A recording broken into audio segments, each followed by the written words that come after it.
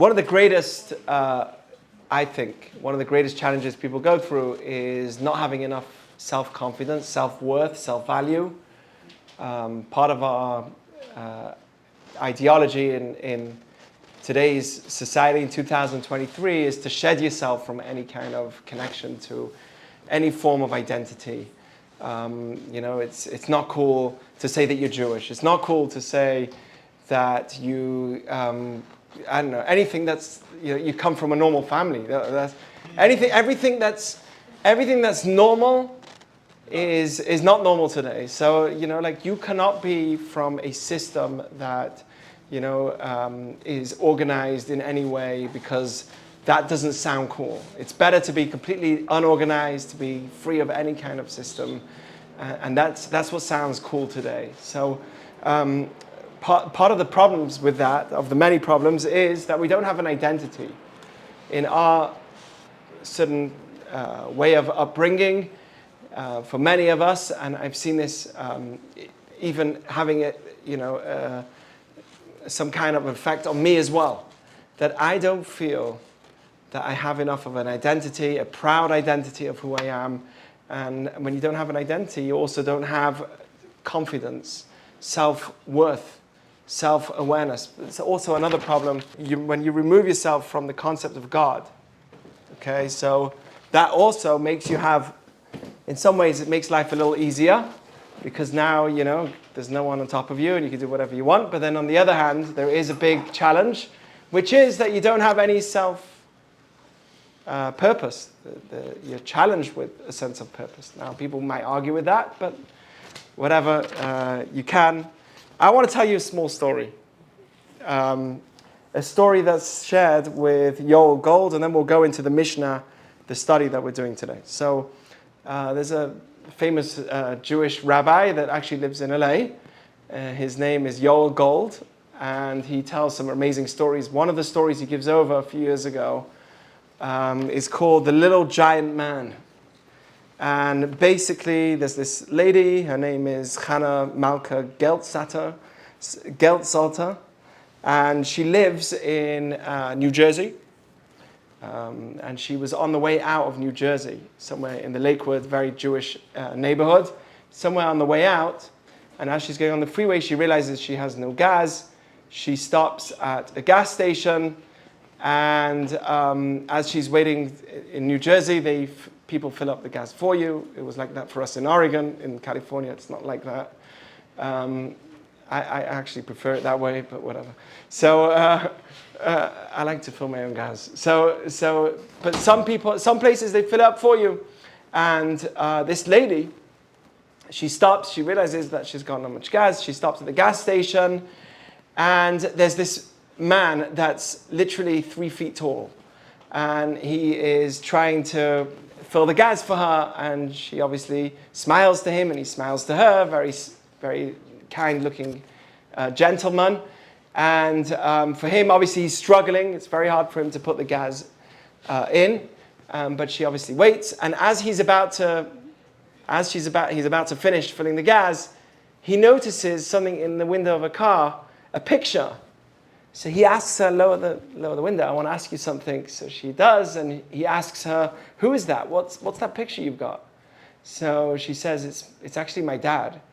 My dad passed away a few months ago in a car accident. And unfortunately, that's my dad. I'm actually moving now, and I'm taking some of my pictures with me. And this is one of them. This guy starts crying. And crying uncontrollably. So she says to him, what's wrong? Is everything okay? She said, I knew that man, and I've been waiting for him, and he's not coming back. And she said, why? How do you know him? So he says that he always made a point to come and fill the gas for years at his gas station, and always saying hello to me. He always used to say hello to me, and for many, many years we've been very, very close. And he used to always tell me so much words of encouragement. He used to say, you have all the excuses not to get to work. You have every reason to say, I don't want to work today. But you still come. And everyone looks at you differently, and they got friendly, obviously, and he really opened up with this guy.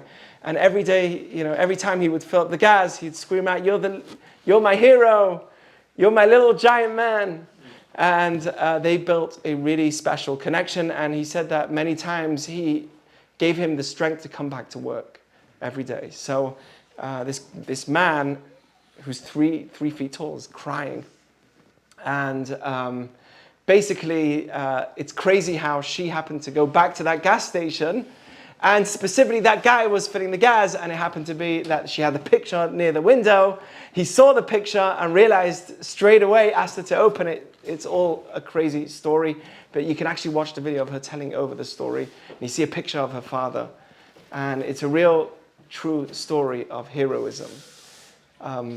It's a story of someone feeling worth something.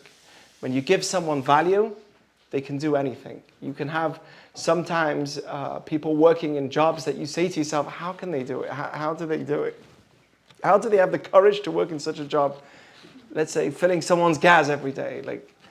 That's a hard job. It's not rewarding. But if somebody feels fulfilled, he feels worth something, he's making his own decisions, or she's making their own decisions, they feel like by doing this work, they're helping people get in their car a little easier, make things quicker for them, then their day is worth it, their work is worth it. But if somebody's on top of them saying to them, what are you doing? You're wasting your time. Why are you... When somebody's, let's say, an eved, a slave, that's exactly... Slavery isn't just being a slave, it's the mentality, the mindset, which is, I am not my own boss, that makes you start thinking you're not worth anything.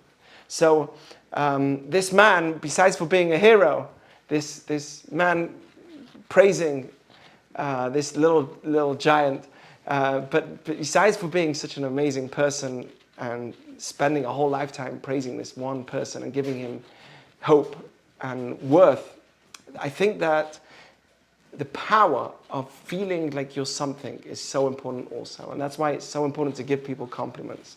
Because when you give compliments, you actually make those people that you compliment worth something.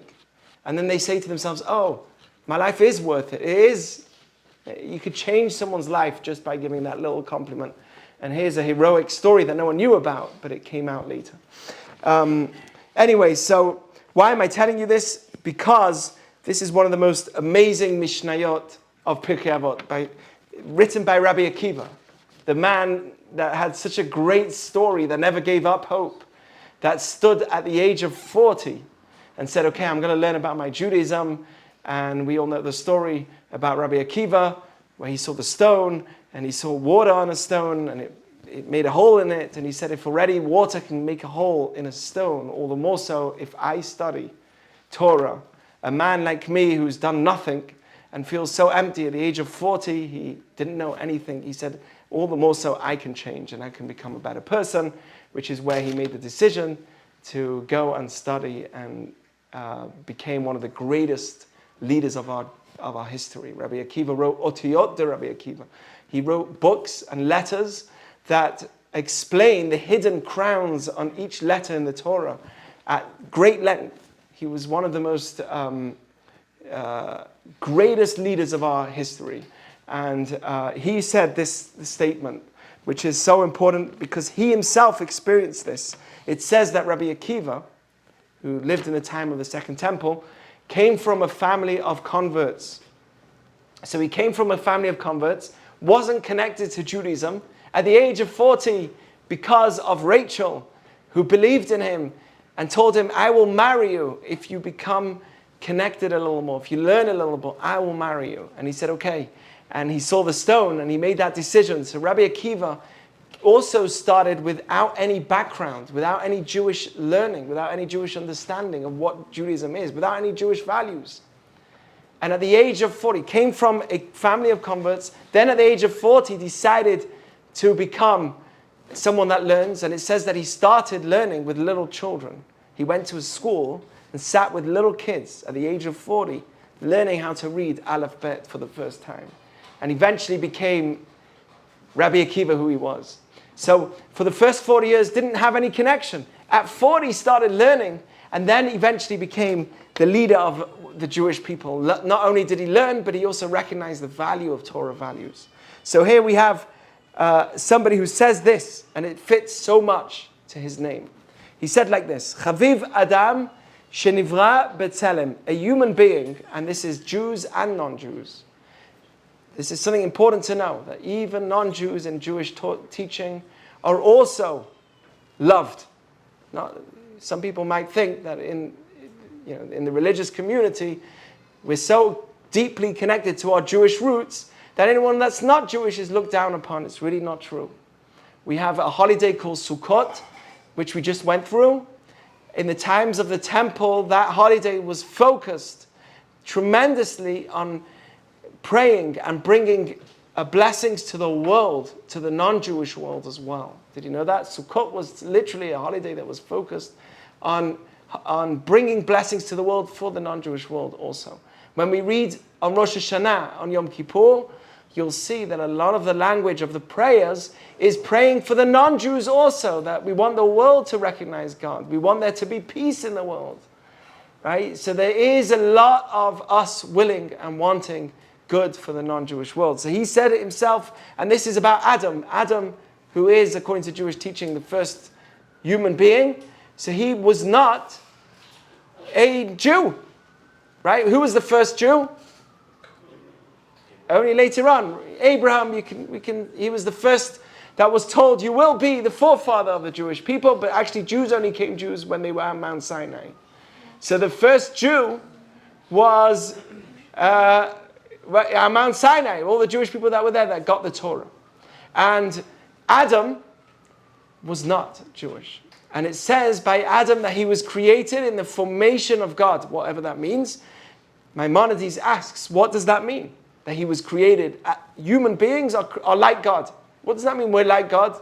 God doesn't have legs, doesn't have arms, according to Jewish teaching, God is an infinite being. So what does it mean that we're like God?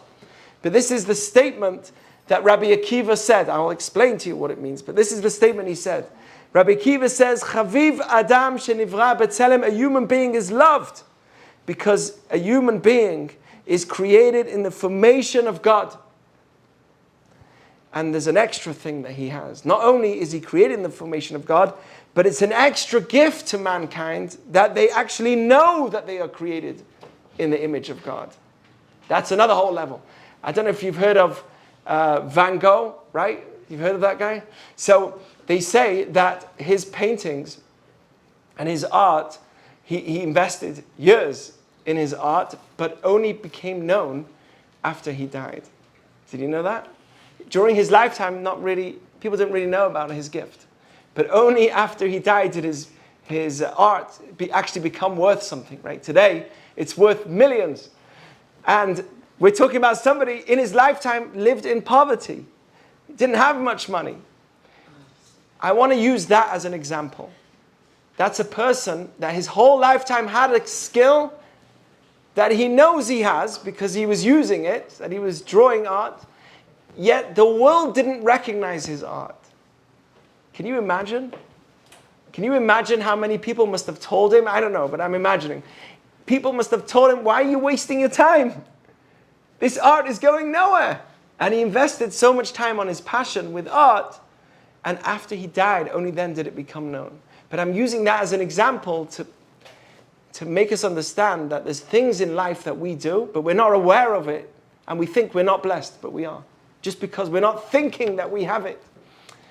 Imagine if Van Gogh in his lifetime was told, your art is incredible, and it was spread to the world, he would know exactly how much his art is going to be spread into the world. Imagine how much more strength he'll have in his lifetime.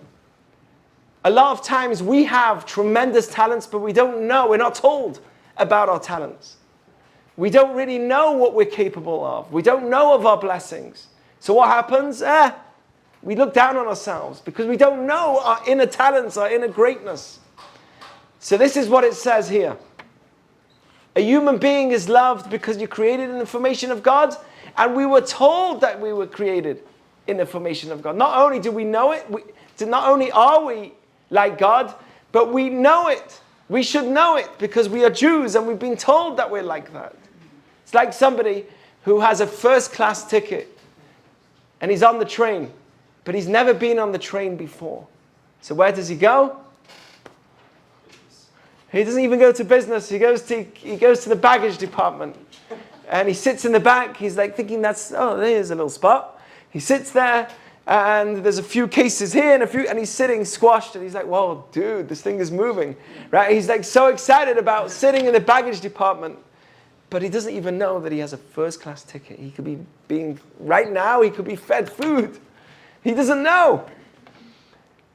Imagine later on, whilst he's on the train, all of a sudden, someone comes and says, tickets. In England, they're good at that. Tickets, please. Right? And he's sitting there and he's like, oh no.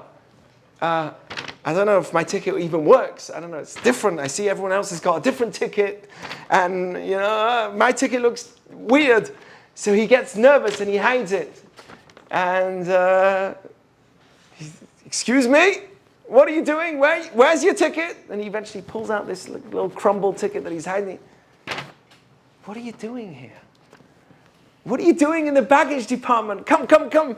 He takes him into first class and shows him what he could be sitting in. Shows him what a beautiful life he could be having in first class. So it says that that's how it is with us also. In our lives that we live, we have so much blessing thrown at us, but we just take it, Is it blessings? Do I have talents? I don't know. Am I able to do stuff? I don't know. But if we really did know how much potential, how much talent we have, how much good we have, the fact that we can talk, the fact that we can be creative, the fact that we can see, there's so much talent that every human being in this room has. It's insane. It's incredible. It's not normal. It's not normal. I'm copying myself. So, but it's amazing to see how much talent every single human being has, but we get used to it. So this is exactly the statement of Rabbi Akiva. Rabbi Akiva was the one that came from a family of converts, which is totally fine, but he didn't have any Jewish background. He didn't know what he was doing. And when he got married to Rachel, Rachel's father made an oath. I don't want this Rabbi. Who is this guy? Rabbi Akiva. I'll tell you the story. Sorry if you've heard this story before. I have to. But I'll tell you the story because it fits in so well with what he said. Rabbi Akiva was a shepherd. And he was a shepherd during the times of the end of the Second Temple, during the times of the destruction of the temple. But prior to it being destructed, he was working for the wealthiest Jew in Jerusalem, called Kalba Savea. He was somebody that was extremely, extremely wealthy. And his name was Kalba Savea because it means the satiated dog. That's what his name was. The father was called, Rachel's father was called the satiated dog. Why? Because everyone that would come to him was so hungry. It was a time when there was famine, there was a lot of war, and people were hungry. And he was so wealthy, they would come to him starving and they'd leave satiated. They'd come to him like dogs that are hungry and they'd leave satiated. And eventually he got the name, the title of how he made everybody feel. Which, I don't know if you'd like that title, but it's a good title if you think about what he did. So he made everybody feel really good. But Rachel, his daughter, saw Akiva. And he was a shepherd in the house of this very wealthy and influential Jewish man. And she sees the shepherd and she says, he's such a loving person. Look how he looks after those sheep. I want to marry him. So she goes over to Rabbi Akiva and she says to him, I want to marry you. So he says, what do you mean? There's no way. I'm not for you. You come from a very special family. I am no rabbi. You can't, it's not going to work. And eventually they build a connection. She says, I believe in you. A person of kindness can grow into somebody beyond. And he didn't take her seriously at first, but then he saw the water on the stone and he said, if a water can permeate a stone, then all the more so Torah can get through my heart. And he decided, he went back to Rachel and he said, yes, I'll do it. And they made an oath, they married each other.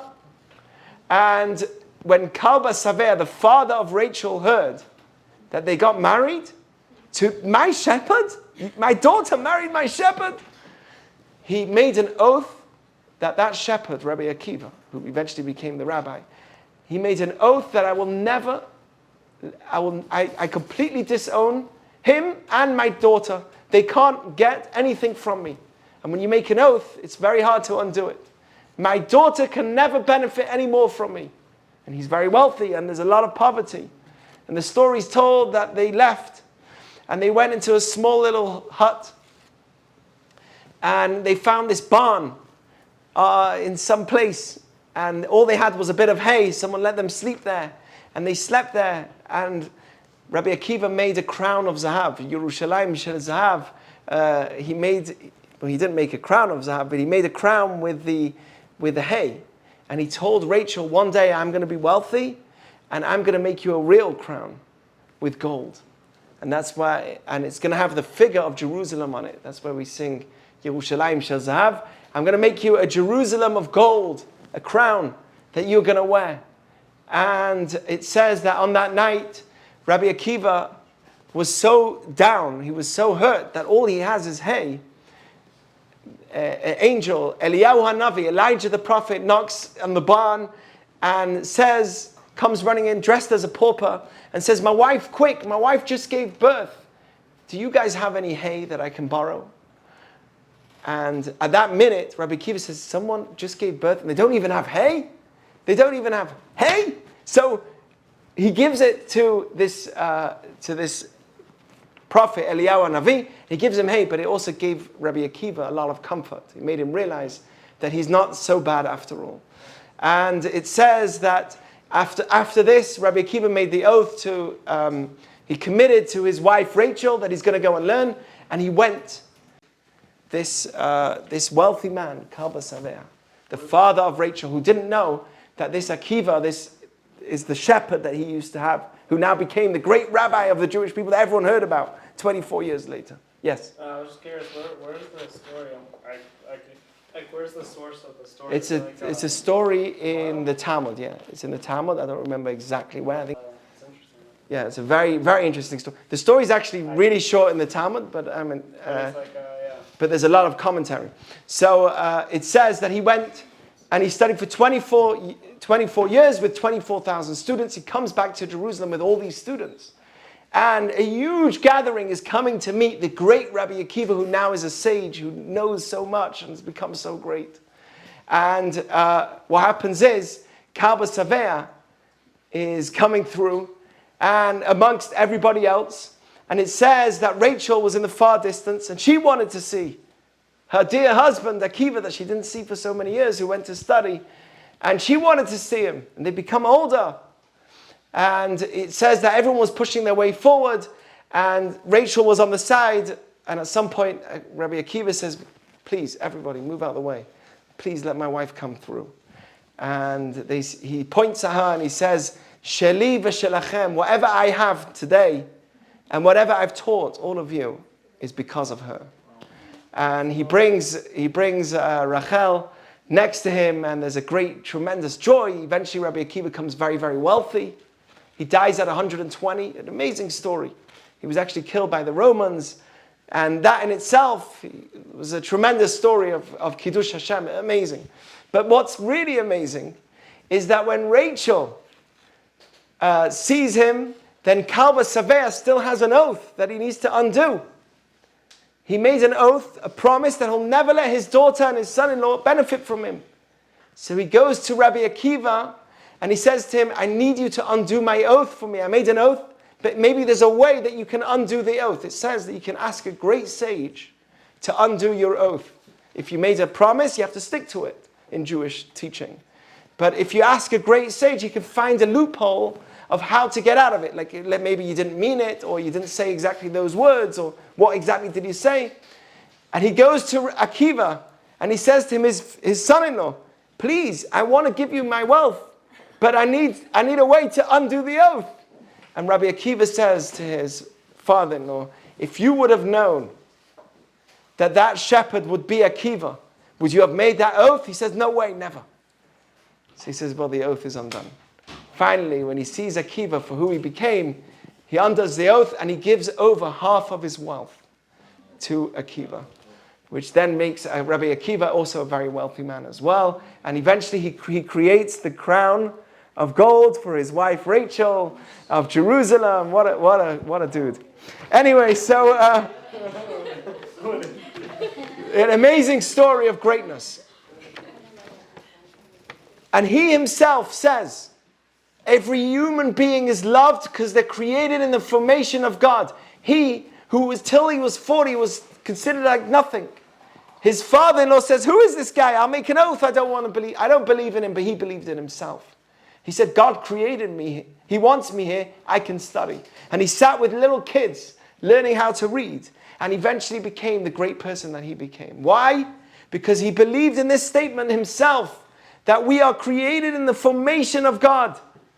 As it says in the Torah, Ki b'tselem Elokim asayit Adam, God made us in the formation of him. We are like God. Now the question that Maimonides asks is, how can you say we're like God? We're not like God. We're human beings and God is an infinite being. There's nothing about us that's like God. We don't have arms and legs. We have legs and arms. God doesn't have any parts of a body. What's going on here? So Maimonides explains in Moreh Nevuchim, the guide to the perplexed, to being perplexed, right? The guide to the perplexed, he says something fascinating. He says that the fact that we can choose good over bad means that we are like God. Just a little bit. We are not exactly like God, but we're in the formation of God, which means that we can choose to do good over evil. Let's say, according to us, animals and every other existent is working only off instinct, only off their impulse. But we have the ability to turn away from our impulses, say no to this and yes to that. That is godlike. We have the ability in this world to create and destroy. Human beings could take themselves to the moon. A human being can act like Hitler, God forbid, and destroy thousands of lives. Or can be like Schindler and save thousands of lives. Right? We have the ability to choose, to create lives. We can be like God. And because of that, it says that we're created in the formation of God. That means that we have tremendous ability and tremendous responsibility. So that is the statement that Rabbi Akiva pointed out from the Torah. That you are loved no matter who you are, Jewish or non-Jewish, because you're created in the formation of God. And then he says, an extra love was given to the Jewish people. That it's true, every single human being is loved, but an extra love is given to the Jewish people because they are called the children of God. Okay? He says, Chiba yetera nitna liYisrael, Chavivim Yisrael sheniknu lebanim lamakom. They are considered as the children of God. Now, originally, there were no Jews, but there was a lot of chaos in the world. And eventually God says, V'natatich or lagoyim, I need you as a light to the world. I need a certain people to act in a certain way, to be kind, to be loving, to act in a certain way that will be a light to the world. Because the world is filled with chaos. That means that we're not loved because we have more skills or we're better looking, because a lot of us are not. Right? We're not loved because we're better in physical terms. But we're loved because we have a special mission and a special responsibility. Okay? That's the concept of being chosen. We're not chosen because we think that we're better in any way. We think that we have a certain mission, starting from the time of Abraham Avinu. And by the way, I have a whole class on this, which I've given over during the trip and beyond. So I don't want to go into it again. But there is a whole discussion of what it means that we are chosen. We are definitely not chosen because we're stronger or better looking. There's some people out there who are way stronger than us. But what we have is compassion. What we're meant to have is to act like Abraham, to act like our forefathers, Yitzchak and Yaakov. The fact that we were once slaves means that we went through pain and we should have compassion also. And if you look at the Jewish people, we are unique. We look out for each other. We feed each other. We have Shabbat together. We invite each other for Shabbat. It starts within your family and it spreads to the world afterwards. Okay, that's how it's meant to be. And that's what it says, Chavivin Yisrael. Every human being's loved because they're created in the formation of God. But the Jewish people got a special status as the children of Hashem. Okay. What's our biggest challenge? That we think we're nothing. We think we're worth nothing. We forget that we have a first-class ticket in our pocket. It's like the child that gets abused. And his whole lifetime, for 20 years, all he was told is, you're an idiot, you're stupid, you can't think for yourself, what are you doing? Every time he drops something, why did he drop it? Until the child, he starts thinking to himself, I am worthless, there's something wrong with me, my parents think there's something wrong with me. And then eventually they come out. They come out of that house and they enter, like, let's say, a relationship. And in that relationship, they start seeing love. And there's someone that actually cares for that person. And they say, wait a second, he cares for me? I'm not that bad after all. It's almost like a butterfly that starts as a cocoon and becomes a butterfly, right? It's like suddenly I see another whole world. It's like, wow, that's really me. And then all of a sudden, that person's able to bring out all of their beauty and talent. So it says that when we don't recognize where we're from, we also don't recognize our own self-worth and self-value. We need to recognize our self-value. And that should be our job for tonight. To remember that we are something. It says here, I wrote down here something very interesting.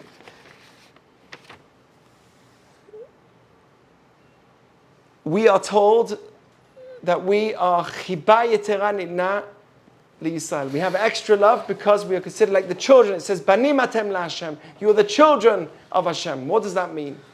It says with Abraham that you should be holy. V'atem tiyu li mamlechet kohanim v'goy kadosh. You should be a holy nation to me. What does it mean to be holy? Exactly the way that a Jew lives. A Jew needs to dress and look and think and act like God. When we wake up in the morning, we say Modeh Ani. I don't just go straight to my phone. I'm going to say a prayer. Thank you. Wow, I'm awake. I can breathe. I'm thankful. You put on a crown because you're the son of God. What's the crown? Tefillin. You wear a cloak. What's the cloak? Your talit.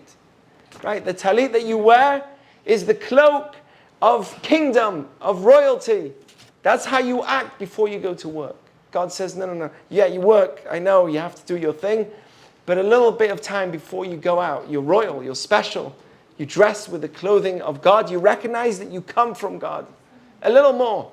Also, the food that we eat. The whole concept of kosher is we are kadosh. We're holy. And therefore, we don't just put whatever I see. Seafood, they call it. Whatever I see, I put in my mouth. I think about what I eat because those foods have an impact on me. I always say sometimes people have trouble. They have a lot of problems with mental health. And obviously without judging and without knowing the situation, there are times when I say to myself, what do we expect? I eat whatever I want to eat. I talk about whatever I want to talk about. Most of my day I'm binging on TikTok and talking about other people. Lashon hara, which doesn't give me it doesn't boost my confidence. I don't say a word of Modeh Ani of prayer. I eat whatever I see. I spend hours watching things I shouldn't be watching.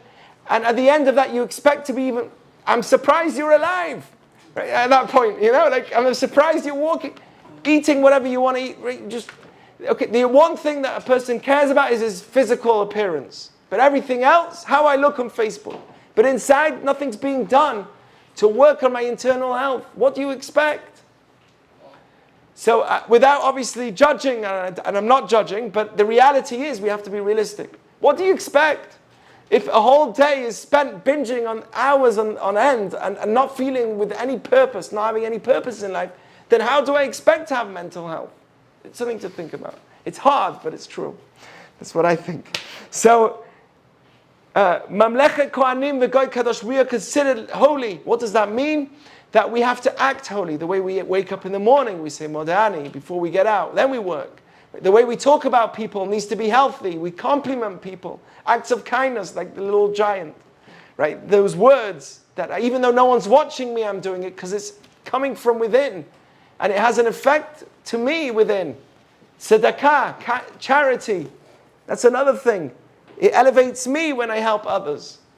Besides for the fact that I help others, it helps me. So these are all acts of recognizing that I am the child of God.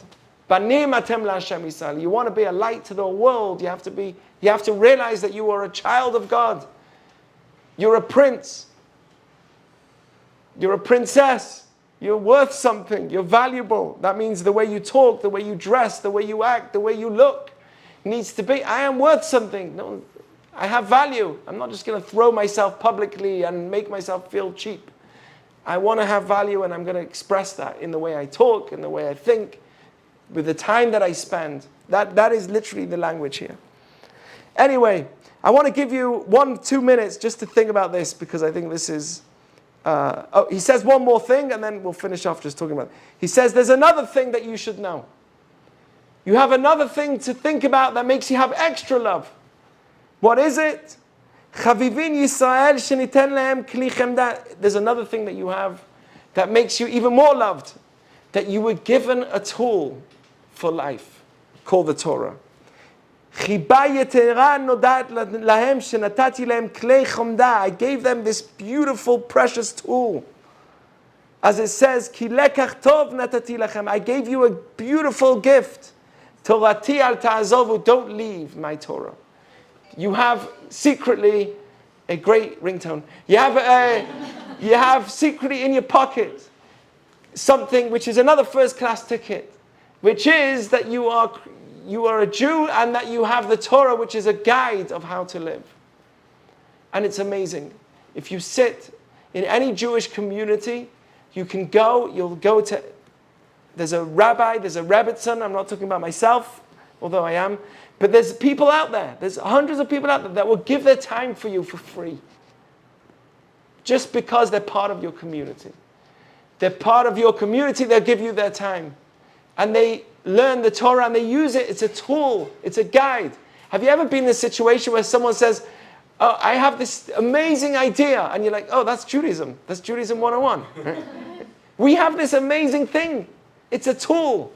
And there's a great statement here. Why is the Torah considered like a tool? Although, by the way, it says that you should never use Torah like a tool, like a hammer to bang people with it. Meaning like, oh, look how much I know. You should respect me. Look how much I am. You should have respect for me. It says that's very bad. That's not what it's talking about. But Torah is a tool for changing my life. So what does it mean that Torah is a tool? What do tools do? Well, they help build, help fix. I'll tell you something. I saw, the other day I wanted to build a table. So where do you go when you want to build a table? I mean, if you're smart, you'll just do it yourself. But, I'm stuck with Talmud, so I'm not really into... So whatever, I wanted an idea. So I went on YouTube. So I said, hey, I want to build a table. And all of a sudden, what's the most popular video comes up. What is it? Some dude that managed to convert a pallet into this gorgeous table, which is worth like $1,000 or something. He's like, this is how I managed to turn this into this. I was like, ooh, that's interesting. And that's how YouTube got me for another 40 minutes, which then showed me another video. They got me. But anyway, in that video, I was like, of course, let's see how he does it. Maybe I can do the same thing.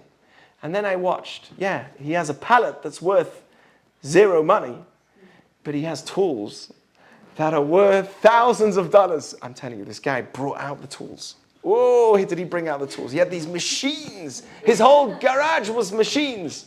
And I was looking, I was like, of course you're going to build the best table. If you have the right tools, you can do anything. If you don't have tools, right, isn't it true? If you don't have the right tools, you spend double the time working. If you have the right tool, you save all the time. You could be drilling and you just got the wrong drill. You have to have the right drill bit. You're trying to drill a hole in metal. You have to have the right drill bit. I'm talking to myself. You have to have the right drill bit. Hours. You got to just have the right drill bit and then it works. If you have the right tool, everything goes well. So it says that Torah is a tool for your life.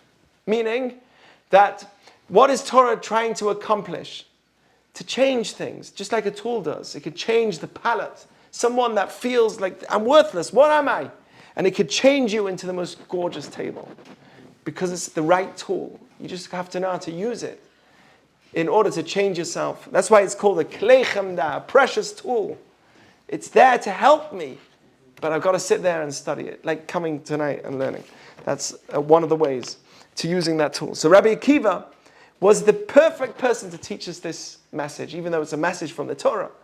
He started off as a family of converts. He wasn't a convert, but he came from a family of converts. So he recognized that everybody's loved, no matter who you are. Then he found Judaism. He's like, whoa, this thing is amazing. Right? He got involved with this Jewish connection. He says, wow, we are so lucky that we are Jewish. And then he found the beauty of Torah as well and said, wow, what a tool we have. So he saw the beauty in all three. By the way, these are the three keys to succeeding in life. One is to say to yourself, I am like God. I have a tremendous ability. Whenever you feel down or whenever you feel like it's not working out, close your eyes and say, I am God. I am like God. Okay? I am like God. That's number one.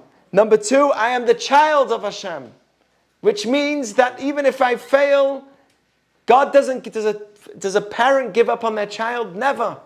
No matter what happens, you don't give up on your child. Well, if they do, that's a mistake. But God never gives up on us.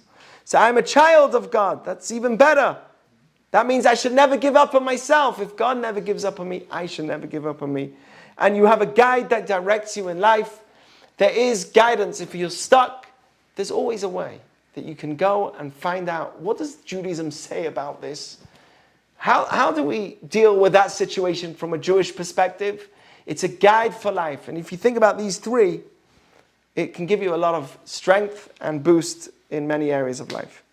Okay, there's another statement here I want to share with you, a quote from Rabbi Jonathan Sachs of blessed memory. He says like this. There's something else that I forgot to mention. Why is it so beautiful to recognize that we are all created in the formation of God? It's good for us. Who else is it good for? If I recognize that I am like God, I'm created in the formation of God, why is it important? Does anyone know? Who is it important for? Well, how would I treat somebody else? Better or worse? Better. Much better. That person is a creation of God. I need to, right? Oh, yeah, there's something wrong with the way they look. Who cares? How dare I? They are a creation of God. Right? I look at them with awe. And this is the statement of Rabbi Sachs. After the great flood, Noah teaches us, after the flood, God taught Noah, and through him to all of humanity, that we should think not of ourselves, but of the human other as in the image of God. That is the only way to save ourselves from violence and self-destruction. This really is a life-changing idea. It means that the greatest religious challenge is, can I see God's image in one who is not in my image? Whose color, whose class, culture, or creed is different from mine? If I'm able to see God's image in another human being that's not like me, or doesn't look like me, is not as cool as me, that means I'm going in the way of God. Because I'm seeing that they are also a creation of God. That was such a great statement, I thought I'll throw that in. But so that is basically the idea that we all have this first class ticket with us and we should never forget it. It's an amazing thing. One last story before we finish of Rabbi Akiva. There's so many stories of him. So he was killed before he was happy about it. Don't worry, he was great. He reached 120, the age of Moses, and he knew his time. And the Romans killed him, and he knew that it was going to happen. And he was smiling as it happened. And his students asked him, how can you be so happy? He says, because my whole life in Shema, I've been praying. And it says in Shema that you should love Hashem with all your heart, with all your soul, and with all your money. And I have with all my money. I've done everything besides with all my soul. now I'm experiencing myself going to God with my body also, which is right, as a person that didn't obviously kill himself, but someone else is killing him. Not that he's killing himself, someone else is killing him, but he said that there's a purpose in this also, and he found beauty and he was smiling as he was being killed. The person that was killing him converted to Judaism at the last minute also, saw such greatness and decided to also join him and convert. There's another whole story about the Aseret HaHurgei Malchut, the 10 rabbis that were killed during the times of the Roman Empire that were tremendous. And they caused a huge Kiddush Hashem, sanctification of God. And there's another whole class of why things like this happen, another discussion. But Rabbi Akiva himself was asked by Turnus Rufus before he was killed. An amazing question. Turnus Rufus looks at him and says, "Hey, Rabbi, why is it that God makes poor people?" So Rabbi Akiva says, well, if there wasn't poor people, there wouldn't be kindness. And if there wasn't kindness, I'm changing it a little bit, but that's basically what he said. If there isn't kindness, then we wouldn't be able to be human. And we wouldn't be able to fix the mistakes that we have made. If somebody, let's say, steals, he can't say, I regret it, I want to do teshuvah, I want to not do that anymore, I want to be better. How do you rectify that? If you can't give, how will you rectify, do the opposite of the bad that you've done? Once you've taken, how will you give? So there's no way of doing teshuvah, of coming back. So what happened? Turnus Rufus says, I don't like that question, I don't like that answer. He says, maybe, I'm changing it a little bit, this is what he said. He says, maybe it's a king who's putting one of his prisoners in prison. He locks the door, and he hates him, and he wants him to suffer. And then you, Rabbi Akiva, silently go into the dungeon, and you feed him. Would the king be happy? Why are you feeding him? God wants him that way. And to that, Rabbi Akiva says, it's a good example. You're giving a good example, but you forgot one thing. That the person that's in the dungeon is the Son of God. And if he's the Son of God, wouldn't the king be happy that you're silently going to feed him? It's true that maybe there's a reason why that person is poor. But God is also happy that his son is being fed, even though he's there for a reason. So that was the response of Rabbi Akiva. There's many very brilliant philosophical questions that Rabbi Akiva was asked, and this was one of the famous answers that he gave. There's another story. I'll finish off with that. I can't. It's so good. I know you want to go, but there's one more story with Rabbi Akiva. I'll finish with one more story. Rabbi Akiva, the night before he'd married off his daughter was getting married. He has one of these stargazers. You believe in those people? Well, Jews do that too. So anyway, there was one of these stargazers that comes up to him and says to Rabbi Akiva, your daughter is not going to live the night after the wedding. She will not live. And Rabbi Akiva didn't take much notice of it, kept quiet, and the next day they did the wedding. He goes to the wedding, he ignores it, doesn't tell his daughter about it, he ignores what the stargazer says, and does the wedding. At the end of the wedding, da da da da da da da, they go home and they live happily ever after. The next morning, Rabbi Akiva finds out his daughter's still, what's going on? The stargazer doesn't know what he's talking about. He goes back to the wedding hall. He notices a pin of his daughter put into the wall. One of the pins from her dress or whatever, her hair, they did that back then too, additions or whatever. One of the addition pins was put into the wall. What's it called? Extensions. So one of the pins was put into the wall. Aha! He pulls out the pin and he sees that there's a dead snake in the pin. He goes to his daughter and he asks her, what happened last night? how did you merit? What did you do special last night in the wedding? She thinks, I don't know. Yeah, oh, I know. There was a poor man that came into the wedding. He wanted to eat because there was a big feast. And in those days, there wasn't that much food. And I saw he's sitting in the corner waiting. Maybe someone's going to give him food. And I saw him, and I decided to give him my portion of the wedding, my food plate. And I gave it over to him, and I made sure that he ate. He says, here's your pin. This pin is yours. She says, yes, oh, I put it in the wall. He says, and to that, Rabbi Akiva screams a verse that's written in Mishlei, Tzedakah tatzil mimavet, that charity saves a person from death. Charity saves you from death. Screamed. Tzedakah tatzil mimavet. Charity can save a person from death. And that was the story of Rabbi Akiva. It tells you a lot. But what it does tell you, back onto the other story of Rabbi Akiva and Turnus Rufus, the reason why people become poor is so that we can be kind.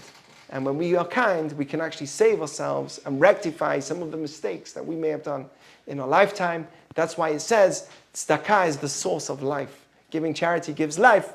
Because without charity, and without being able to give charity, we are doomed. Because we make mistakes, how are we going to rectify it? The only way we can is by giving, as opposed to taking. Charity, by the way, is not only with money, like giving food to somebody. Anyway, I hope you guys have a great night. And thank you for listening to Maimer Shagas.